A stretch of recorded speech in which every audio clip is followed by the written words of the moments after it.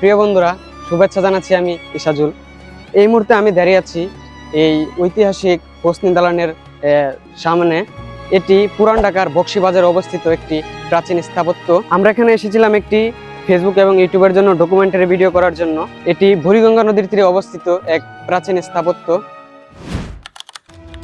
ঢাকার পুরান শহরের মাঝে দাঁড়িয়ে আছে এক নিঃশব্দ ভবন, যার দেয়ালে এখনো লেগে আছে শত বছরের কান্না। এখানে রাত হলে কেউ বলে শোনা যায় অদ্ভুত আওয়াজ, আর চোখের সামনেই হঠাৎ নিভে যায় বাতি, আর অনুভব হয় কেউ যেন পাশ দিয়ে হেঁটে গেল, অথচ কেউ নেই।